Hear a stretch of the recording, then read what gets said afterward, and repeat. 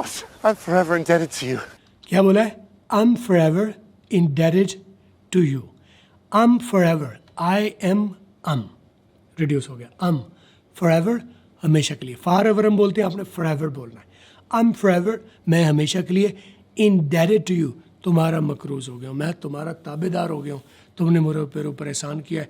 मैं जेल में फंसा हुआ था, तुमने उनको मजबूर कर दिया कि मुझे भी साथ लिया जाए. तो I'm forever indebted to you. मैं हमेशा आपका मकरूज रहूँ. It's not necessary. It's not necessary. It's not necessary. Necessary नहीं, necessary. इसकी ज़रूरत नहीं है, ये कहने की ज़रूरत नहीं है तुम्हें. Of course. I'm forever indebted to you. It's not necessary. Instead, let's just do this.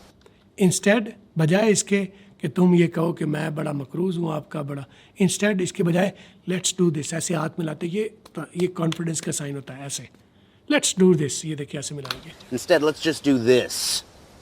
What is that? You pound it with your fist. You pound it with your fist. Come on, don't leave me hanging.